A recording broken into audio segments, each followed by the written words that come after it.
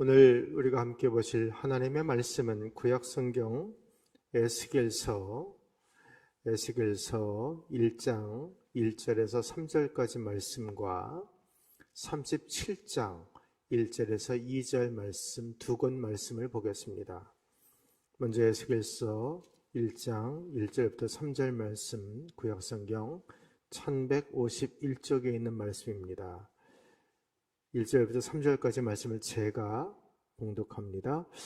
30째 해 넷째 달 초닷새에 내가 그발 강가 사로잡힌 자 중에 있을 때에 하늘이 열리며 하나님의 모습이 내게 보이니 여호야긴 왕이 사로잡힌 지 5년 그달 초닷새라.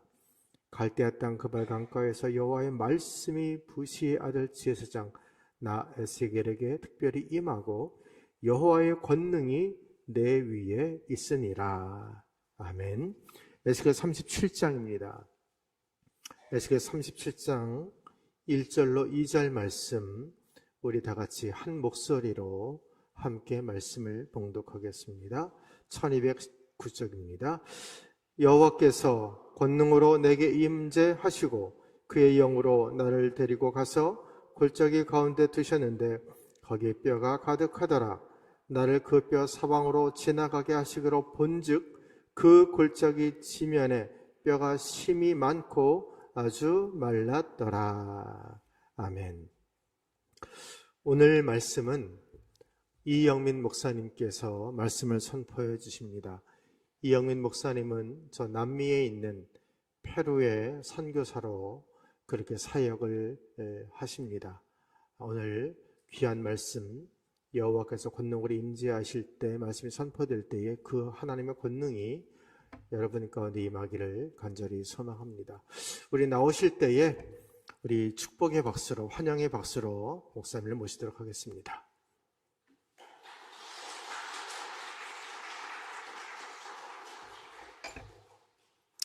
샬롬, 반갑습니다. 저는 예장통합 총회파송 페루 선교사 이영민 선교사입니다. 저희는 건강검진차, 정기건강검진으로 일시 귀국했습니다. 늘 기도와 후원으로 함께해 주시는 우리 함영복 담임 목사님과 또 당회원들, 그리고 특별히 매월 잊지 않고 기도해 주시는 이 마을 우리 성도님들, 그리고 모든 광안교회 성도님들, 이렇게 얼굴을 뵐 수 있어서 너무 반갑고 또 기쁩니다. 마침 또 저희는 기대를 안 했는데 저희 어머님의 또 임직식도 참여할 수 있게 돼서 너무 기쁘고 또 하나님께 영광을 올려드립니다. 귀한 시간인데 또 이 시간 특별히 그간 선교의 여정을 나눌 수 있도록 허락해 주신 목사님께 다시 한번 또 감사를 드립니다. 이 시간 페루에 대해서 잘 모르실 텐데요. 페루에 대해서 간략하게 소개를 드리고 또 저희들이 감당하고 있는 사역에 대해서 여러분들에게 선교 보고차 말씀을 드리도록 하겠습니다. PPT가 준비가 되어 있습니다. 네, 보시면은 저고요. 그 다음에 옆에 제 아내 전현선 선교사, 그리고 파란 옷을 입고 있는 우리 아이가 이소명 첫째고요. 옆에 이여명 둘째입니다. 페루를 가보신 분들도 아마 많이 계실 겁니다. 요즘 보니까 그 언론에서 많이 페루에 대한 여행에 관련해서 많은 프로그램들이 있던데, 페루는 그 지도에 보시는 것처럼 남미 대륙에 위치해 있고요. 브라질과 동쪽으로 접경해 있고, 아래쪽으로는 칠레죠. 그리고 칠레와 볼리비아 국경이 맞대어져 있고요. 위로는 에콰도르와 콜롬비아와 국경을 맞대고 있습니다. 남미에서 세 번째로 큰 나라고요. 그리고 한반도의 약 6배, 굉장히 큰 나라입니다. 페루의 지리상의 특징이 좀 잘 안 보이실 텐데요. 보이시나요? 페루는 그 태평양을 끼고 있습니다. 그래서 태평양을 이렇게 반대편을 바라보면 거기가 이제 한국이에요. 이 동해바다하고 맞닿아 있습니다. 어떻게 보면. 그래서 가끔 이제 페루의 바닷가에서 저 바다 건너편에는 한국이 있는데 하고 생각할 때가 있습니다. 어쨌든 페루는 그 해안을 중심으로 코스타 지방이라고 하는데, 코스타 연안의 사막지대입니다. 대부분의 사람들이 50% 이상의 사람들이 그 사막 지역에 거주를 하고 있습니다. 코스타는 1년 내내 비가 오지 않습니다. 그래서 하수구 시설이 없고요. 특별히 이제 겨울이 되면 한 4, 5개월 정도는 계속 구름이 껴져 있는, 해가 보이지 않는 그런 상태입니다. 하지만 1년 내내 기온차가 크지 않기 때문에 살기는 좋습니다. 그리고 갈색으로 표시된 부분이 이제 안데스 산맥인데요. 해발 6,700m, 차 타고 1시간만 올라가면 금방 3,000, 4,000m까지 올라갑니다. 그 시에라 지역이라고 하는데 온도 변화가 아주 심하고요. 산꼭대기에는 항상 만년설이 있습니다. 그리고 녹색으로 표시된 부분은 정글입니다. 셀바 지역이라고 하는데 브라질 그 셀바와 맞닿아 있고요. 땅이 넓은 편이죠. 인구는 한 10% 정도 저곳에 거주를 합니다. 그래서 페루에 오시면은 봄, 여름, 가을, 겨울 뭐 이런 거 차이 없이 1년 내내 그런 사막과 해발 6,780m의 그런 안데스 그리고 정글을 동시에 다 경험해 보실 수가 있습니다. 잘 알려진 그런 관광지는 여러분 아실 텐데요. 마추픽추입니다. 해발 2,800m, 2,400m 요 정도 높이에 있고요. 세계 7대 불가사이라고 하죠. 그 옆에 있는 곳이 최근에 이제 알려진 관광지인데요. 비니쿵카라고 하는 곳인데 무지개 산입니다. 더 높은 지역에 있습니다. 올라가려면 아주 힘듭니다. 그리고 여러분이 잘 아시는 나스카, 지상화가 그려져 있는 나스카라는 곳이고요. 우측은 이까라는 곳에 그 사막 중에 있는 오아시스입니다. 와카치나라는 사막이 오아시스인데요. 많은 분들이 관광을 하러 오십니다. 그는 물개섬인데요. 이렇게 파라카스, 이카의 파라카스라는 지역에 국립공원이 있습니다. 그래서 아주 볼거리가 많은 곳입니다. 저기는 이제 안데스산, 그 만년설이 녹아서 만들어진 호수입니다. 육구호수라는 호수인데요. 굉장히 맑고 투명하죠. 4,500m, 해발 4,500m 지역에 저런 맑고 투명한 만년설이 녹은 빙하물이 있는 그런 호수가 자리 잡고 있고, 그 옆에 보이는 것은 티티카카 호수입니다. 지구상에서 가장 높은 곳에 위치해 있는 그 호수다. 그래서 한국에 있는 청년들도 그 유튜브를 보니까 이 티티카카 호수를 거쳐서 그 볼리비아 쪽으로 우유니 사막으로 많이 여행을 가더라고요. 그래서 한번 가보시면 오시면은 한번 좋은 구경들을 많이 하실 수 있을 겁니다. 계획을 하셔서 선교지도 방문하시고 한번 오시면 좋을 것 같습니다. 페루는 인구가 지금 3,340만 명으로 2022년에 통계가 되고 있습니다. 저희 나라가 5,100만 명이니까 약 3분의 2 정도 저희 나라의 인구 정도 차지하고 있고요. 현재 2024년 명목당 1인당 GDP가 6,600불입니다. 한화로 월 77만 원 정도인데요. 명목상입니다.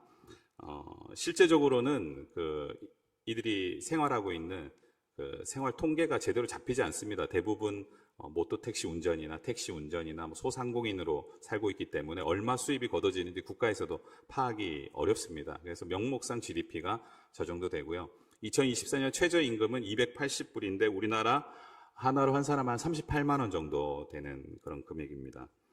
우리나라가 지금 206만 원이죠. 최저임금이. 그래서 우리나라의 한 6배 내지 7배, 6분의 1, 7분의 1 정도 되고 있습니다.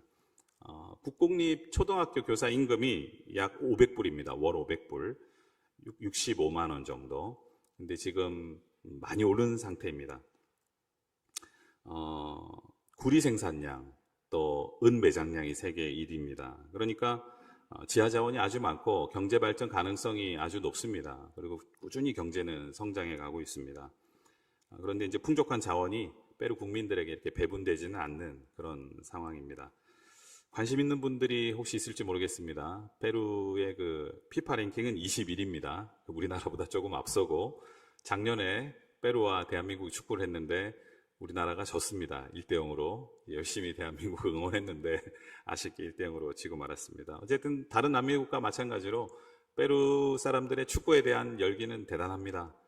그날 국가대표 축구가 있다 그러면 아이들부터 시작해서 직장인들까지 다 축구복을 입고 출근을 합니다. 학교도 아예 축구 복장을 입고 오라고 그렇게 얘기할 정도로 축구 사랑이 남다릅니다.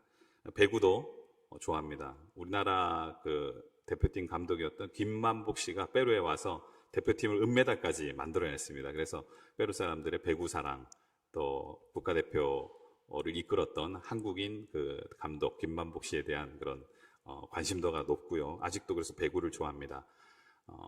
태권도도 지금 많이 알려져 있는 상태고요. 페루는 그 정치적으로 아주 불안정한 상태입니다. 6년간 대통령이 6번 바뀌었고요. 수시로 이제 반정부 시위가 이어지고 있습니다. 근데 페루 시위대들은 뭐 다 마찬가지겠지만 아주 거칩니다. 그림에 보시는 것처럼 저렇게 고속도로를 막아요. 페루는 고속도로를 막으면 모든 물류가 다 정지가 되거든요. 길 하나만 막으면 됩니다. 그래서 저기에다가 저렇게 불을 지르고, 또 도심 내에서 시위를 하는 사람들은 지나가는 차량에 뭐 돌을 던진다든지 다른 차들도 통행을 못하게 하고, 또 인근 상점 등에 막 불을 지르고 약탈을 합니다. 그래서 시위가 있다 그러면 학교도 일찍 문을 닫습니다. 아예 학교를 열지 않거나, 그리고 상점들도 일찌감치 문을 내리고 다 집으로 돌아갑니다. 이러다 보니까 정치적인 불안정 가운데 이제 많은 공무원들이 부정부패가 여전히 남아 있고요. 이렇게 관공서를 가보면은 저희는 뭐 뇌물을 받거나 다른 청탁을 받지 않습니다, 이렇게 팻말은 붙여져 있는데, 실제로 나가보면은 저렇게 교통경찰관들, 고속도로에 가면은 이렇게 경찰들이 저희 같은 외국인들을 잡아서 어떻게든 돈을 뜯어냅니다. 그래서 아직도 그런 부정부패가 많이 있다. 빈부격차 상당히 큽니다, 페루에서는. 그래서 수도 리마에 인구의 한 3분의 1 정도가 살고 있음에도 불구하고 수도 가까이, 지금 그림이 굉장히 상반되죠, 그죠? 리마시의 미라플로레스나 산 이시드로, 라몰리나 같은 그런 부유한 동네에는 안정적입니다. 비교적 안전하고 깨끗한데요, 비교적. 대부분 리마 외곽 지역의 서민들의 삶은 그렇지가 않습니다. 신호등에 이제 사거리에 차를 갖다 대면, 다른 동남아 국가들도 마찬가지지만 페루도 심합니다. 굉장히 많은 사람들이 찾아와서 구걸을 합니다. 사탕을 팔거나 껌을 팔거나, 또 뭐 장애인들도 있고요. 앞유리창을 그냥 막 닫고 돈을 요구하는 사람들도 많습니다. 그렇기 때문에 페루에서는 항상 동전 주머니를 가지고 다녀야 됩니다. 언제 어디서나 돈을 줄 수 있도록 동전 주머니를 가지고 다녀야 되고, 리마 시내에서는 절대 이렇게 차창의 문을 열지 말라고 항상 교육을 합니다. 관광객들에게도 창문을 열면은 소매치기가 이제 차 안에 있는 거 훔쳐가기도 하고, 차 안에서 전화하고 있는 사람의 휴대폰도 훔쳐가고, 또 이제 뭐 위험한 일이 벌어질 수 있기 때문에 창문을 열지 않도록 그렇게 주의를 시킵니다. 특별히 이제 아이들이 많죠. 아이들을 동원해서 부모들이 구걸을 합니다. 아이들이 없는 집은 아이를 삽니다. 돈을 주고 아이를 사서 그 아이들에게 수면제를 먹여서 아이들을 재우고, 그리고 그 아이들을 데리고 다니면서 구걸을 합니다. 심지어는 이제 신생아들까지도 데리고 나와서 관광객들에게 이 아이에게 먹일 분유가 없으니 분유를 사달라, 그래서 인근 상점으로 데리고 가서 분유를 사서 다시 그 분유를 또 되팔고 자기들의 생계 유지하기도 하는 그런 일들이 일상화되어 있습니다. 특별히 언론에서 많이 보도가 되었는데, 페루 리마에 보면 이 빈부격차의 상징이라고 하는 무로 데 베르구엔사라는 담이 있습니다. 약 10km 정도, 3m 높이 10km 정도 되는 큰 장벽인데요. 한쪽 편에는 델 트리움포라는 좀 가난한 빈민 지역, 한쪽은 라몰리나라는 부유한 지역입니다. 그래서 대부분 이 라몰리나 지역에서 일하는 종업원이나 뭐 이렇게 가정부나 정원사로 일하는 사람들이 이 델 트리움포 지역에 사는데, 이 사람들이 산을 넘어가면 30분이면은 일하는 일터로 들어갈 수가 있거든요. 그런데 이 부유한 지역에서 담을 세운 겁니다. 도둑이라든지 이런 것들을 방지하기 위해서.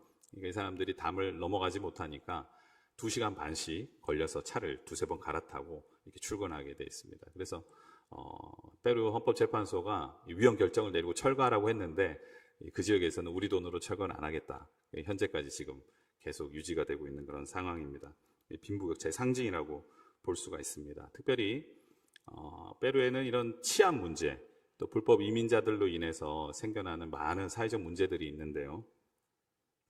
아침에 이제 페루의 뉴스 텔레비전을 켜면요, 항상 지난밤에 일어났던 범죄 소식들이 항상 보도가 됩니다. 이제 CCTV나 휴대폰으로 이렇게 녹화된 영상들을 보여주는데요. 보면은 권총 강도, 차량 절도, 차량은 이제 훔쳐가가지고 완전 다 조립을 분해해가지고 팝니다.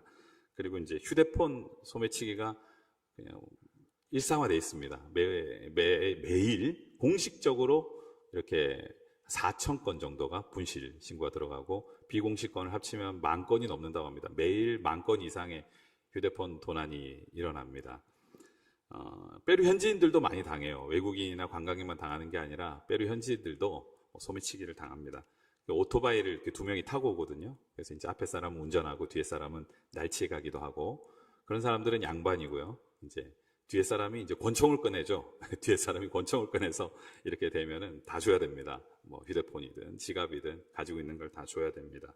뭐 마약 사건이나 미성년자 유괴, 또 사업가들 납치, 폭력 사건들이 많이 보도가 됩니다. 그리고 페루에서는 종종 나옵니다. 이 사업 청부살인 같은 것들도 많이 있더라고요. 그러니까 자기와 경쟁 관계에 있는 사업가들, 그런 사업가들을 죽여달라. 우리나라 돈으로 한 몇십만 원만 주면은 청부살인이 일어납니다. 그래서 아침에 늘 뉴스를 보면은 그런 일들이 많이 벌어집니다. 그래서 페루에서 살려면은 사업을 해도 그죠? 혼자 너무 많이 벌면 안 되겠다 그런 생각을 늘 해요. 또 막 욕심을 내서 사업을 해서 돈을 벌다가는 언제 그런 그 살인의 표적이 될 수 있으니까 늘 조심해야겠다 그런 생각이 들고, 또 남미 사람들의 특징이 평소에는 아주 밝고 쾌활한데 자존심을 건드리면 반드시 복수한다고 합니다. 그래서 늘 조심해야 된다고 이렇게 많은 사람들이 이렇게 경고를 주고 주의를 줍니다. 특별히 이제 최근에는 그 베네수엘라 난민 680만 명들 중에 한 180만 명이 이 페루로 들어왔습니다. 그래서 이들은 언어는 같지만 페루 사회에서 또 주류가 될 수 없기 때문에 결국은 뭐 주로 강도나 소매치기, 마약 인신매매, 갱단 이런 데 소속이 되고, 페루에 있는 그런 조직폭력배나 갱단들하고 이 마찰이 있고, 이것이 사회 문제가 돼가고 있습니다. 예전에는 그래도 페루 강도들은 페루 사람들 말이 양심이 있다. 그 사람들은 그래도 총을 쏘지는 않는다. 협박은 해도 그랬는데, 이 콜롬비아나 베네수엘라에서 온 사람들은 그냥 조금만 이렇게 반항하거나 해도 총을 이렇게 발사한다고 너무 무도하다고 페루 사람들도 되게 싫어해요. 그러다 보니까 지금 현재 페루 사회에는 이런 이민자들과의 사회적 갈등이 많이 생겨 있고요. 사회적 통합이 지금 필요한 그런 상황입니다. 저희가 관심이 있는 것은 이제 아무래도 종교겠죠, 그죠? 페루는 공식적으로 카톨릭 60%, 기독교 14%, 무교가 25% 이렇게 2021년 통계입니다. 그런데 이제 자신이 카톨릭이라고 말은 하지만 대부분의 카톨릭 신자들은 명목상의 교인입니다. 15% 정도만 미사에 참여하고 평생 이렇게 카톨릭 교회를 안 가봤다라고 이야기하는 카톨릭 교인들도 많습니다. 20년 전에 비교하면 카톨릭이 지금 30% 급격히 줄고 있습니다. 카톨릭 신자들도 정통 카톨릭이라기보다는 매일 수호 성인이 있습니다. 그 수호 성인을 부적처럼 의지하고 그들을 섬깁니다. 특별히 리마에는 지금 그림이죠. 저 벽화인데요. 저게 벽화인데 엘 세뇨르 델 밀라그로라고 하는데 기적의 주님이라는 그런 이름을 가지고 있는 벽화입니다. 저게 이제 1700년대, 1600년대 페루에 큰 대지진이 2번 있었는데 다른 건물들 다 무너졌음에도 불구하고 저 벽화가 그려진 건물만 무너지지 않았다는 거예요. 그래서 저 벽화가 그 지진을 막아줬다. 그리고 저 벽화가 많은 사람들을 치유해줬다라고 리마 사람들은 많이 믿고 있습니다. 그러다 보니까 카톨릭에서 처음에는 우상 숭배라고 그것들을 막았었는데 이후에는 너무나 많은 사람들이 추종하고 따르다 보니까 매년 10월이 되면은 저렇게 저 그림을 들고 모든 교회마다 리마시를 이렇게 돌아다닙니다. 그저 기적의 주님이라는 벽화를 숭상하고 또 그걸 또 이렇게 보라색 옷을 입고 사람들이 따라다니면서 이렇게 모든 카톨릭 교회들이 추앙하는 그런 모습들을, 정통 카톨릭과는 좀 다른 거죠. 그리고 이제 처녀신을 숭배하고 또 토착 샤머니즘을 가지고 있습니다. 전통 무속 신앙과 다 결부된 혼합 카톨릭이 그들의 사회에서는 주류입니다. 특별히 이제 안데스 지역에는 지금처럼 뿌까라라고 불리는 저 황소, 복이 들어오도록 하는 황소, 그리고 십자가 중간에 있죠. 아군을 막아준다. 그래서 또 동시에 모든 집집마다 저렇게 십자가와 황소를 같이 이렇게 걸어놓고 있습니다. 우측에 있는 제가 보는 쪽에서 우측에 있는 그림은 이제 페루에도 아주 마녀들 또 주술사들이 많이 있습니다. 여전히. 그래서 저 주술사들이 지금 코파 아메리카에서 준결승에서 페루와 칠레가 경기를 했는데 칠레 마녀들이 페루에게 주문을 걸었다는 거예요. 그래서 지금 페루 주술사들이 그것을 역전시키는 의식을 지금 행하고 있는 그런 장면입니다. 어쨌든 모든 종교가 혼합되어 있기 때문에 어떻게 보면 그들이 믿는 믿음과 또 일반적으로 기독교인들에게도 많은 혼합신앙이 들어와 있습니다. 믿음의 내용이 많이 다르죠. 선명한 복음이 페루에는 전해지지 않고 있습니다. 그러다 보니까 이단 세력들이 굉장히 많이 들어와 있고요. 제가 찾아보니까 전 세계 이단들이 거의 다 들어와 있는 것 같아요. 근데 특별히 또 저희 한국에 또 이름을 날리는 이단들이 또 페루에도 저렇게 활동을 하고 있습니다. 보시면 하나님의 교회 장길자, 그죠? 저분이 또 페루에 와서 이렇게 교회들을 짓고 또 활동을 아주 넓게 펼치고 있습니다. NGO 단체로 주로 위장하고 환경보호단체, 그래서 사회적 활동을 많이 합니다. 유력 정치인들을 포섭하고 세력을 넓혀가고 있고요. 이런 활동도 헌혈 캠페인이라든지 그 나무 심기 이런 운동들을 많이 하고 있습니다. 구원파도 마찬가지입니다. 구원파도 아주 세력이 강하고요. 주로 언어학원 같은 것을 중국어나 뭐 스페인어나 영어 가르쳐주겠다, 한국어 가르쳐주겠다고 하면서 청년들을 많이 포섭을 하고 있습니다. 그래서 페루 현지 기독교 연합회 안에 정상적인 교회처럼 가입을 합니다. 그래서 한국인 선교사 협회가 이에 대해서 항의를 하고 이의를 제기했음에도 불구하고 오히려 더 세력을 지금 넓혀가고 있는 그런 상황입니다.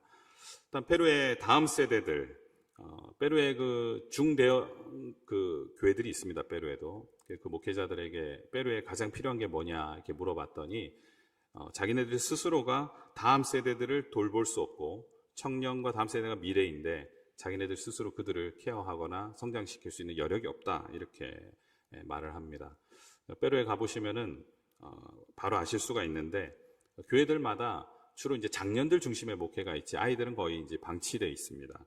교사 인력도 없고요. 전문적으로 그 아이들을 돌보거나 양육할 수 있는 인원들이 많이 없습니다. 그리고 페루에는 교과서나 책이 없습니다. 그런 책 출판하기 자체가 어렵기 때문에 사립학교들에서도 다 프린트물을 이용해서 아이들 공부를 시키거든요. 그러다 보니까 뭐 주일학교 교재라든지 공각 교재라든지 이런 것들을 확보하기도 어렵고 아이들에게 이렇게 올바른 신앙교육을 시키기가 참 어렵습니다.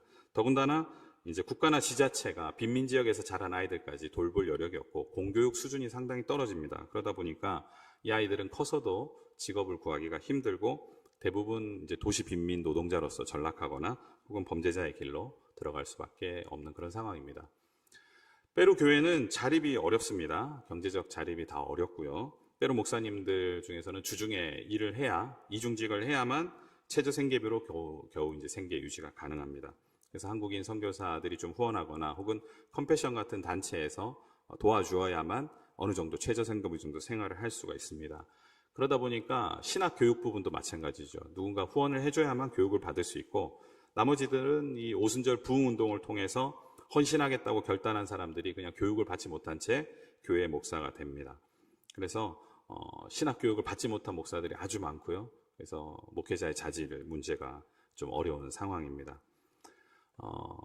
1950년대, 60년대 브라질을 중심으로 해서 중남미에 큰 오순절 부흥 운동이 불었었습니다. 그런데 이제 메시지 자체가 기복적인 메시지, 또 번영주의 목회가 흥황하면서 교회는 부흥했는데 유명 목회자들에게 집중돼 있던 이런 목회는 결국 그 목회자들의 스캔들로 인해서 제대로 된 체계가 잡히기 전에 다 추락했고요. 대부분의 기독교인들도 자신의 신앙의 목표가 사회의 어떤 빛과 소금이 되겠다. 세상의 그런 빛과 소금의 역할, 또 십자가와 희생, 헌신과 사랑, 하나님 나라의 의에 대한 관심은 희박하고 대부분 이 공동체를 통해서 나는 그냥 도움을 받겠다. 신앙을 통해서 내 삶이 조금 나아지기를 바란다 하는 그런 기복신앙으로 머물러 있는 그런 교회가 대부분, 그런 성도들이 대부분입니다. 최근에는 이제 페루 사람들 중에서 특히 도시 거주 인구 중에 남성, 청년 계층들이 무종교로 종교를 탈피하는 그런 경향이 굉장히 강해졌습니다.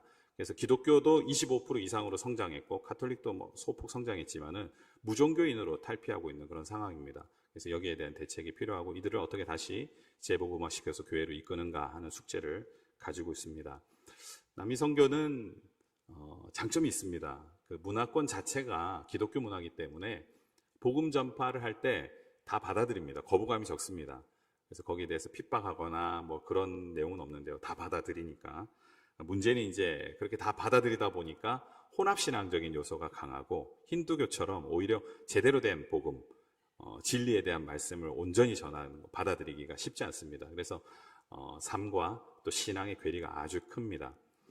하지만 여전히 기독교 복음 전파에 대한 거부감이 적기 때문에 또 복음 전하기에는 또 장점이 아닌가, 복음 전하는 것엔 장점이 아닌가 그런 생각이 들고요. 또 열정이 많습니다. 흥이 많습니다. 그래서 일단 복음을 받아들이면 신나게 예수를 잘 믿고요. 또 해외 노동 인구가 중남미 우리나라를 비롯해서 많이 퍼져 있지 않습니까? 그래서 전 세계에 골고루 퍼져 있기 때문에 이들이 복음화된다면 다시 한번 전 세계를 복음화시키고 또 복음의 부흥에 대해 재도약할 수 있는 좋은 기회가 되지 않을까 그런 생각을 해봅니다. 저희는 2021년 9월에 파송 예배를 드렸고 10월 달에 페루에 도착을 했습니다. 보시면은 코카콜라가 이기지 못한 유일한 나라 페루 잉카콜라 그 아이들이 맛도 보았고요. 또 페루에는 망고가 아주 흔합니다. 그래서 망고 가격도 싸고요. 그래서 페루의 망고를 지금 아이들이 맛보고 있는 장면입니다. 현지 교단의 임원들과 인사를 나누고 또 현지 교회들을 탐방하는 그런 모습이고요. 저희가 사역하는 그 교회에 담당하고 있는 현지 목사님, 에릭스 목사님과 사모님의 모습입니다. 그리고 아이들은 저희가 코로나 기간에 그 선교 파송이 되었기 때문에 비대면으로 면접을 보고 학교에 입학하는 그런 장면이고요. 저희도 이렇게 이민청에 종교 비자를 취득하는 그런 장면들입니다. 백신 접종을 잘 마쳤고요. 저희들의 그 사역은요, 현지 목회자 양성을 위한 교단 신학교 사역을 하고 있습니다. 통합 측 교단에서 세운 장로 교단이 있습니다. 이페 크리스토페라고 하는데요. 이글레시아 프레스비테리아나 헤수크리스토 엔 페루라고 합니다. 그러니까 현지 장로 교단과 저희는 동역 사역을 합니다. 저희 통합 측 선교의 방침이 현지에 교단이나 교회가 있는 경우에는 그들과 경쟁적으로 선교하는 것이 아니라 현지 교단과 동역 선교를 해서 그들이 더 잘 세워지고 또 그들이 자립할 수 있도록 그렇게 돕는 사역을 하게 되어 있습니다. 때문에 현지 교회 그리고 현지 목사님들과 좋은 관계를 가지고 그들을 잘 섬겨서 페루 교회를 든든히 세우는 것이 중요합니다. 현재 이 교단 목회자 양성을 위해서 신학교 사역을 돕는 것이 또 신학교를 섬기는 것이 저희의 사역입니다. 보시면 이제 현지 교단 목사님들 또 현지 노회와 총회에 참석하고 현지 교회들을 방문하고 또 현지 교회 자체 아주 소규모 교회들이기 때문에 스스로 어떤 교육이라든지 행정이라든지 여러 부분에 어려움이 있습니다. 그래서 저희들이 이런 부분들을 지원해주고 교육 사역을 지원해주고 있습니다. 현재 이제 한국 선교사님들이 세운 교회들입니다. 현재 페루에는 1985년에 처음으로 저희 통합 측에서 페루 선교사 황윤일 선교사님을 파송한 이후에 현재 7가정이 사역을 하고 있습니다. 네. 그래서 저희는 이제 다음 세대나 또 신학생들을 길러내는 리더십을 길러내는 그런 일들을 하고 있습니다. 그리고 저희 사역지는요, 리마 도시 외곽에 있는 만차이라는 지역입니다. 그리고 그 만차이라는 지역의 그 맨 끝편에 가면은 계곡 따라서 사람들이 모여서 들어와서 집을 짓고 사는데요. 레따마리라는 계곡입니다. 이 만차이라는 그 뜻의 이름은 두려움이라는 뜻을 가지고 있습니다. 페루의 공산 정권이 1980년대까지 있었습니다. 그 공산 정권이 무너지면서 안데스 지역으로 이렇게 숨어 들어갔던 그 공산당 그 테러 집단들을 소탕하기 위해서 그 정부에서 공권력을 이렇게 파견했는데 민간인들까지 다 무참히 죽이는 그런 학살들이 일어났습니다. 그러다 보니까 그 지역에 살던 민간인들이 다 도시로 피난 나오고 도망 나오면서 그 리마 중심가에는 살 수가 없으니까 외곽 지역에 이렇게 판잣집을 세워놓고 한두 가정이 이렇게 살다가 이렇게 집성촌을 이루게 된 것이 이런 레따말 계곡이 같은 또 만차이 지역 같은 그런 지역입니다. 그 페루 리마 외곽에는 저런 지역들이 몇 군데 있습니다. 여기는 보면은 전기까지는 들어오는데 물은 나오지 않습니다. 그리고 가스 같은 게 공급이 되지 않기 때문에 이렇게 물차들이 다니면서 물을 공급해 줍니다. 한 드럼통에 한 우리나라 돈으로 한 900원 정도 하는데 물이 뭐 깨끗하지는 않죠, 수질이. 그리고 이제 그 만차이 지역에 제가 보는 쪽으로 오른편이고요. 왼편인데요. 보시면은 그 앞에 밑에 있는 것이 이게 몬테올리보스 교회라는 곳입니다. 저희가 현재 사역하고 있고요. 지원해주고 있는 개척교회입니다. 저희가 앞으로도 계속 후원해야 하고 지원해줘야 하는 그런 교회입니다. 그리고 그 위에 있는 게 붙어 있는 건물인데요. 신학교 건물입니다. 그리고 1층에는 보건소처럼 진료센터가 운영 중입니다. 그 진료센터와 의료사역도 향후에 이렇게 함께 겸해서 사역을 진행할 예정입니다. 마침 이제 저희 사역지가 이 만차이 지역이다 보니까 이 처음에 이제 만차이 지역에 들어갔을 때 저희 느낌은 그냥 에스겔서에 나오는 정말 그 마른 뼈 골짜기 같은 그런 느낌이 나더라고요. 풀 한 폭이 없습니다. 이제 전부 사막이고 바짝 마른 그곳에 사람들이 집을 짓고 사는데 답답한 그런 마음이 들더라고요. 어떻게 저 사람들에게 복음을 증거하고 이곳에 어떻게 하나님의 나라를 세워갈 것인가 그런 고민이 됐었는데 하나님께서 권능 주시기를 바라며 이곳에 하나님의 권능이 임하기를 바라며 또 기도하는 마음으로 섬기고 있습니다. 생각나실 때 많이 기도해 주시면 좋겠습니다. 이 몬테올립스 교회의 아이들입니다. 기도 제목이고요. 나중에 함께 나누도록 하겠습니다. 짧게 어떻게 보면은 설명을 드렸고 장황하게 보일 수도 있는데 여러분 영상이나 사진에서 생각나는 모습들이 있다면 페루의 목사님들을 위해서 그 리더들을 위해서 다음 세대들을 위해서 많이 기도해 주시면 좋겠습니다. 그리고 또 굉장히 황량해 보입니다. 하지만 하나님께서 우리에게 권능 주시고 능력 주시면 그곳에 생기가 넘치는 하나님의 군대가 일어날 것으로 저희는 믿고 기도하면서 사역을 감당하고 있습니다. 그래서 오늘 이 에스겔 말씀을 함께 나누려고 합니다. 여호와께서 권능으로 임재하실 때 우리에게 어떠한 일이 일어나는가. 오늘 본문 말씀을 따로 읽지는 않겠지만은 오늘 본문에 등장하는 에스겔이라는 인물이 있습니다. 이 에스겔은 사독계열 제사장 출신입니다. 오늘날로 말하면 가장 좋은 신학교 출신이고 또 제사장의 아들이었습니다. 25세가 되어서 이제 막 성전을 출입하기 시작할 때 예루살렘 성전을 출입해서 제사장 인턴처럼 직무를 감당하게 되었을 때 인생의 프라임 타임이죠. 전성기죠. 그런데 그때 강대국인 바벨론이 침공해 왔습니다. 나라는 순식간에 초토화되고 에스겔은 당시 유대 왕이었던 여호야긴 왕과 함께 지금의 그 팔레스타인 땅에서 이란 북부 지역에 있는 바벨론까지 장장 1600km나 되는 그 땅을 걸어서 포로로 끌려가게 됩니다. 그래도 처음에는 이 포로 생활이 1, 2년 안에 끝날 거로 생각을 했습니다. 희망을 가졌습니다. 왜냐하면 시드기야라는 거짓 예언자가 이 1, 2년 안에 포로 생활이 끝날 것이다. 우리는 모두 예루살렘으로 돌아가게 될 것이다. 이렇게 단기 유배설을 퍼뜨렸기 때문입니다. 하지만 결국 바벨론에 끌려온 지 5년 만에 자신이 돌아가야 할 조국이 완전히 공중분해되었다는 소식을 에스겔은 듣게 됩니다. 돌아갈 집도 고향도 또 봉사할 성전도 다 사라져버린 것입니다. 그래서 이 에스겔서를 읽다 보면요, 답답하다 하는 표현이 상당히 많이 등장합니다. 나라를 잃고 가족을 잃고 또 비전을 잃고 어떤 회복도 기대할 수 없는 그런 절망에 빠져있던 자가 바로 이 에스겔이었습니다. 제가 선교지 부임하면서 처음 깨달았던 것은 절망과 싸워야 하는구나 라는 것을 처음 깨달았습니다. 선교지에는 얼마나 없는 게 많고 또 안 되는 게 많은지 또 저를 바라볼 때 얼마나 부족한지 많은 선교사님들이 각자의 방법으로 절망과 싸우고 있다. 절망과 싸우기 위해서 발버둥 치고 있구나 하는 그런 생각을 해보았습니다. 선교지뿐만 아니라 물론 우리도 인생을 살다 보면 답답한 상황 만나지 않습니까? 또 어려운 상황들을 만날 때가 많이 있습니다. 그럼에도 불구하고 에스겔의 이 처해진 상황, 에스겔의 상황에 비하면 우리는 너무 쉽게 상처있고 또 너무 쉽게 절망하는 그런 시대에 살고 있지 않나 그런 생각을 해봤습니다. 통장 잔고를 보면 절망하죠. 그죠? 그리고 임차인들은 집값이 오르면, 전세금이 오르면 절망하고 또 임대인들은 집값이 내리면 절망하지 않습니까? 눈, 코, 입 다 이쁘고 건강한데 쌍꺼풀이 없으면 또 절망하지 않습니까?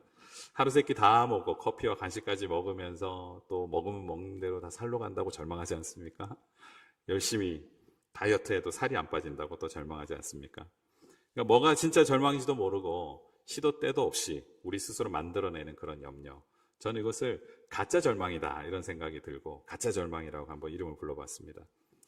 이런 습관적으로 반복되는 그런 막연한 가짜 절망 속에 우리가 빠져서 허우적대고 있으면요, 결코 하나님의 구체적인 은혜와 도움의 손길을 경험할 수가 없습니다.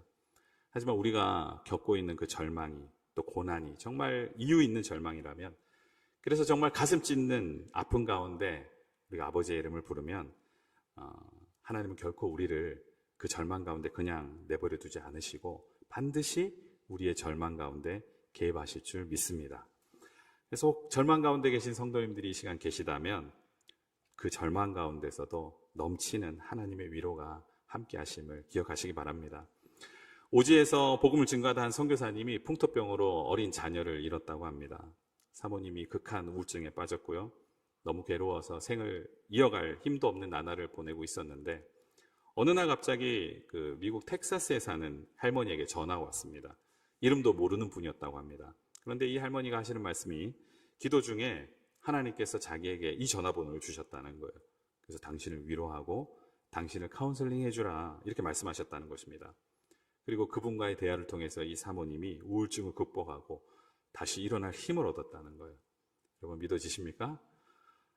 저는 잘 안 믿어졌거든요. 그런데 저도 누우면 거의 항상 2, 3분 안에 잠을 잘 자는 스타일입니다. 근데 파송 후에 선교지에서 당면한 문제로 인해서 한때 심각한 고민에 빠진 적이 있습니다. 잠도 못 이루고 답답했던 또 괴로웠던 적이 있습니다. 그래서 이부자리에서 막 뒤척거리면서 괴로워했는데 평소에 늘 하나님께서 나를 책임져 주신다고 믿기 때문에 제 자신을 위한 기도는 잘 안 드렸었거든요. 근데 너무 마음이 힘드니까 하나님 제발요. 뭔가 말씀 좀 해주세요. 답답해요. 막 그런 말이 절로 나오더라고요, 입술로. 근데 신기한 건 다음날 새벽 아침에 일찌감치 20년도 넘게 연락이 끊겼던 그 후배 동생에게 갑자기 전화가 왔습니다. 예전에 친동생처럼 지내던 후배였거든요. 20년 전에 제가 예수를 전했습니다. 근데 그때 잘 안 받아들였었어요. 근데 지금 자신이 하나님을 인격적으로 만났고 기도 가운데 예전에 복음을 전해주었던 내가 너무 보고 싶더라는 거예요. 그래서 만나고 싶다고 연락이 왔습니다. 나 페루다 그랬더니 갑자기 막 눈물을 흘리는 거예요. 눈물을 막 글썽이는 거예요. 다 큰 남자애가 저를 만나고 싶다는 겁니다. 그래서 지금은 만나기가 어렵다. 내가 페루에 있어서. 그랬더니 뜬금없이 하는 말이 형님 아무 걱정 마세요. 아무 걱정 마세요. 제가 책임질게요. 그러는 거예요. 저는 아무 말도 안 했는데 저보고 걱정 말라고 해서 저는 깜짝 놀랐습니다. 왜 걱정 말라고 하는지. 그리고 같은 날이었습니다. 또 생각지도 못한 어떤 성도님께 문자가 왔습니다. 기도하다가 갑자기 제가 생각났대요. 저 기억 안 나세요? 목사님? 그러는 거예요. 그래서 제가 처음에 그분의 얼굴이 떠오르지 않았습니다. 그래서 한참 머뭇거리다가 제가 기억이 잘 안 납니다. 죄송합니다. 누구시죠? 그랬더니 상관없대요. 어쨌든 기도 중에 목사님 많이 힘들 것 같은 생각이 들어서 저에게 연락을 했다는 것입니다. 그리고 저를 위로해 주셨어요. 사실 그분들은 제가 무슨 고민을 가지고 있는지 또 제가 뭐가 필요한지도 모르는데 도대체 뭘 걱정 말라는 건지 뭘 책임을 지겠다는지 참 의아했습니다. 근데 신기한 것은 제가 그 말을 들을 때부터 힘이 생겼습니다. 그 말들이 저에게는 하나님의 음성으로 들렸어요. 하나님께서 지켜보시고 계시고 하나님께서 이 모든 것들을 다 컨트롤하고 계시는구나 라는 믿음이 생겼습니다.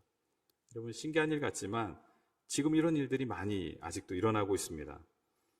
여러분 하나님께서 우리에게 어떻게 생기를 주십니까? 하나님의 말씀, 그 말씀 한마디만 우리 마음에 제대로 들리기만 하면 그 말씀 때문에 우리는 희망을 갖습니다. 그 말씀 때문에 위로를 받습니다. 그 말씀 때문에 우리는 영적 충정을 받고요. 성령 충만해야 된다는 것입니다. 그래서 에스겔서를 주석한 한 주석가가 여호와의 말씀은 하나님의 영, 성령을 실어 나르는 불전차다 이렇게 주석을 했습니다. 너무 마음에 드는 말씀이었습니다.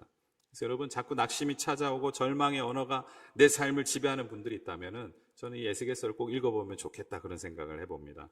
에스겔의 이름 뜻 자체가 하나님께서 힘을 주신다라는 뜻을 가지고 있어요. 그래서 하루에 한 장씩 에스겔서를 읽어 나가다 보면 우리 마른 뼈 같은 영혼이 있다면 그곳에 살이 붙고 힘줄이 붙고 생기가 들어가게 되고 하나님의 거룩한 군대로 다시 태어나게 됨을 믿으시기 바랍니다. 오늘 본문에 등장하는 에스겔이 바로 그런 경험을 한 사람이에요.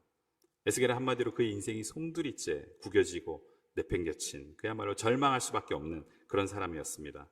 동서남북이 다 막혀서 이 땅에서 어떤 소망도 기대할 수 없었을 때 에스겔은 하늘이 열리는 그런 기적을 경험하게 됩니다. 오늘 보면 에스겔서 1장 1절에 보면 내가 그발 강가 사로잡힌 자 중에 있을 때 하늘이 열렸고 하는 말씀이 나오지 않습니까? 이스라엘 백성들이 가지고 있던 그때 당시 굳은 고정관념이 있었어요. 그것은 하나님의 임재와 영광은 성전에 있다는 생각이에요. 예루살렘에 하나님이 계신다는 그런 생각을 가지고 있었습니다. 그래서 그들은 지금 바벨론에 있으면 안 되는 거예요. 그들은 돌아가기를 원했습니다. 돌아가기를 꿈꿨고 돌아가려고 발버둥 쳤습니다. 그런데 지금 에스겔이 본 하나님은 어디에 계십니까? 파괴된 성전 이스라엘의 지성소 위에 계셔야 할 하나님이 하늘을 열고 바벨론 그발강가 유대인 포로 수용소 그 캠프 위에 하나님께서 임하고 계신 것입니다. 이제 더 이상 돌아갈 수 없는 그 예루살렘 그곳에 있어야 할 이스라엘 백성들, 돌아갈 수 없는 그들을 향해 하나님이 오히려 그곳으로 찾아오신 것입니다. 여러분, 이게 무엇입니까? 저는 이것을 보면서 선교하는 하나님을 만날 수 있었어요. 이것이 바로 하나님의 선교구나. 사도행전 1장 8절에 예수님이 승천하실 때 지상 명령으로 사도들을 통해서 그때 선교가 시작된 것이 아니라 이미 구약에서도 하나님은 예루살렘 성전을 떠나 친히 바벨론 땅 포로 수용소 그 낮은 곳으로 임해 주신 것입니다. 하나님은 아들 예수님을 이 땅에 파송하셨을 뿐만 아니라 친히 찾아가시며 친히 선교하시는 분이라는 겁니다. 이것이 바로 하나님의 선교입니다. 그렇게 1장 3절에 하나님의 권능이 에스겔 위에 임하게 되었습니다. 그러자 비로소 에스겔은 사방에서 자신을 옴짝달싹 못하게 했던 그 절망의 벽들, 절망의 생각들, 절망의 말들, 이제 끝났다, 어쩔 도리가 없다, 희망이 없다, 나는 능력이 없다, 나를 도울 사람이 없다, 자신의 손과 발을 결박하고 있던 그 쇠사슬과 같은 고정관념을 다 깨버리게 된 것입니다. 여러분, 권능이 무엇입니까? 저는 이 권능이 우리의 이 고정관념을 깨는 힘이라고 생각합니다. 내 모든 절망적인 생각을 바꾸고 내 모든 상황을 역전시킬 수 있는 힘이 바로 이 권능인 것입니다. 온 사방이 막혔어도 열린 하늘을 바라보는 것, 그것이 바로 권능이며 땅이 흔들리고 바다가 나를 삼킨다고 해도 결코 낙심치 않는 힘이 바로 권능인 것입니다. 이 땅 가운데 내가 가지고 있는 모든 기대가 다 무너지고 이 땅 가운데 내 모든 소망이 다 끊어진 것처럼 보인다 해도 여전히 하나님의 나라는 건재하고 하나님은 그분의 뜻 가운데 온 세상을 통치하시며 능력으로 그의 나라를 전파하시며 또 그의 백성들을 찾으시고 자녀 삼으시고 보호하시고 돌보는 것을 깨닫는 것, 이것이 바로 권능인 것입니다. 여러분, 그러므로 하나님의 권능이 우리 안에 임하면 이 땅의 헛된 소망에 우리의 마음을 빼앗기지 않습니다. 세상 것을 잃었다고 낙심 가운데 빠져있지 않고 도리어 스데반과 같이 하나님의 나라를 위해 목숨도 아끼지 않고 살아가는 영적 전사로 거듭나게 된다는 것입니다. 답답한 심령이 계십니까? 이 열린 하늘의 은혜를 체험해 보시기를 바랍니다. 하나님의 권능이 임하면 이 땅의 절망이, 내 삶의 절망이 보이지 않고 영원하신 하나님의 통치하심과 다스리심이 우리 눈에 보이게 될 줄 믿습니다. 또한 하나님의 권능이 임하면 다른 것을 볼 수 있는 능력이 생겨납니다. 우리의 경험과 한계를 뛰어넘는 하나님의 시각, 하나님의 관점을 갖게 됩니다. 에스겔서 8장 3절에 보면 그가 송 같은 것을 펴서 내 머리털 한 모순을 잡으며 주의 영이 나를 들어 올리셨다, 이렇게 말합니다. 무슨 말입니까? 하나님은 열린 하늘로 에스겔의 머리카락을 잡아서 하나님의 보좌까지 공중부양시키셨다는 것입니다. 하늘이 열리고 하나님의 보좌로 끌어올려지는 그 경험은 현실과 동떨어진 영적 황홀경에 빠지는 것을 말하는 것이 아닙니다. 아기가 엄마 뱃속에 있으면 엄마를 볼 수 없고 엄마 뱃속에서 나와야 비로소 엄마를 볼 수 있듯이 하나님은 에스겔을 하나님의 보좌까지 끌어올리셔서 하나님 나라의 관점, 하나님의 통치의 관점에서 이 지상의 역사를 바라보게 하셨다는 것입니다. 여러분, 바울이 회심하기 전 바울은 어떤 사람이었습니까? 하나님을 향한 열심을 가지고 있었고 헌신된 사람이었습니다. 율법에 흠이 없는 사람이었습니다. 하지만 그런 그가 왜 예수를 핍박했습니까? 왜 스데반을 돌로 쳤습니까? 자기 시각, 자기 관점에 머물러 있었기 때문입니다. 땅에 속한 사람이었고 거기까지밖에 볼 수 없었기 때문입니다. 하지만 하늘이 열리는 영적 체험, 다메섹 도상에서 주의 음성을 들은 후 3층 천으로 끌어올려지는 영적 부양의 경험을 통해서 그는 하나님의 관점, 하나님의 시각을 갖게 된 것입니다. 자신이 거꾸로 살았음을 알게 된 거예요. 무엇이 중요한지 깨닫게 된 것입니다. 열심을 다해서 핍박했던 예수 그리스도의 종이 되는 삶으로 변화됐습니다. 그토록 멸시하고 핍박하던 이방인을 위한 선교를 자신의 일생일대의 최고의 과제로 삼고 그것을 위해 목숨까지 내어놓지 않습니까? 그래서 여러분, 성령의 권능은 우리의 관점, 우리의 가치관을 완전히 바꿔놓습니다. 그래서 저는 단기 선교든 장기 선교든 해외든 농촌이든 선교를 다녀온 사람들과 관증을 들어보면 온통 역설로 가득 차 있는 그런 고백들을 들을 수가 있어요. 주러 갔다가 오히려 바꿔 왔다고 말합니다. 가르치러 갔다가 오히려 철부지 아이들에게 배워왔다고 말합니다. 치료하러 갔다가 오히려 내가 병든 자인 줄 알고 내가 오히려 그곳에서 치유받고 왔다고 말합니다. 없는 것밖에 없는 곳에서 부족함이 없었다고 말합니다. 누구에게 잘못한 일이 없음에도 불구하고 오히려 빚진 자의 마음, 미안한 마음을 회복하게 되어서 감사하다고 말합니다. 늘 부족하고 가치 없다고 나를 생각했는데 그곳에서 나라는 존재의 진가를 발견했다고 말합니다. 평소 내가 얻고자 목매였던 그 모든 것들이 얼마나 쓸모없는 것들이었는지 깨달았다고 말합니다.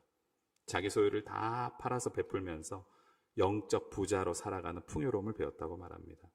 제대로 된 노후 대책도 없으면서 지금껏 내가 얼마나 하나님께 많은 복을 받았는지 너무 감사하다고 고백을 합니다. 여러분, 하나님의 시각, 하나님의 관점은 나와 우리에 국한되지 않습니다. 우리 교회와 우리 가정에 집중하지 않습니다. 나라는 장벽, 우리라는 울타리를 넘어서 우리의 시야를 막고 있는 모든 담을 넘는 무성한 가지가 되게 한다는 것입니다. 이것이 바로 성령의 권능인 줄 믿으시기 바랍니다. 마지막으로 성령의 권능이 임하면 우리는 마른 뼈 골짜기를 종횡무진 누리는 성도들이 됩니다. 오늘 본문 37장 1절에 보니까 여호와께서 권능으로 내게 임하시고 그의 영으로 나를 데리고 가서 골짜기 가운데 두셨는데 거기 뼈가 가득하였고 나를 그 뼈 사방으로 지나가게 하셨다, 이렇게 말씀합니다. 하나님이 권능으로 임하시고 하나님의 영이 에스겔을 마른 뼈가 가득한 골짜기에 두셨다고 말합니다. 여러분, 사람은 본능적으로 아골 골짜기 같은 낮은 곳, 천한 곳으로 스스로 내려갈 수 없습니다. 인간의 자연적 감정에 반하기 때문이에요. 그렇게 오직 하나님의 영에 이끌린 권능의 사람만 마른 뼈 골짜기로 내려갈 수 있습니다. 하나님의 권능이 임하고 하나님의 영에 사로잡힌 자는 부와 권력의 꼭대기로 가지 않습니다. 사람들의 인정과 칭찬이 있는 곳으로 가지 않습니다. 세상적인 성공과 안정이 보장된 곳이 아니라 깊은 마른 뼈 골짜기, 마른 뼈들이 있는 저지대로 내려가는 삶을 살아간다는 것입니다. 물이 높은 곳에서 낮은 곳으로 낙하하면 에너지가 생겨나듯이 예수님의 능력은 내려가는 능력이에요. 낮아지는 능력입니다. 우리가 잘 아는 빌립보서 2장에 보면 그는 근본 하나님의 본체시나 하나님과 동등됨을 취할 것을 여기지 아니하시고 낮은 곳으로 그는 수직하강하셨다, 이 땅에 오셨다 말씀합니다. 가난한 자, 억눌린 자, 비천한 자와 동등하게 되셨다. 나누며 섬기는 삶을 사셨다 말합니다. 그러므로 누가 권능 있는 자입니까? 그들이 머물고 있는 장소, 그들이 향하고 있는 곳을 보면 알 수가 있습니다. 낮은 저지대 사람들과 함께 살아가는 사람, 인생의 도상에서 강도 만난 사람들과 그 사람들을 돌보는 사람, 메마른 뼈들이 질비한 골짜기로 날마다 나아가는 사람, 하나님의 권능의 손길이 그들과 항상 함께 있음을 믿으시기 바랍니다. 하나님이 우리 가운데 권능 주시기를 원합니다. 사도행전 1장 8절에 오직 성령이 임하시면 너희가 권능을 받고 예루살렘과 유다와 온 사마리아 땅끝까지 이르러 내 증인이 되리라 말씀합니다. 우리는 이 땅끝에 주목해야 됩니다. 굳이 타문화권 선교가 아니라도 우리 삶의 주변을 둘러보면 얼마든지 땅끝이 있습니다.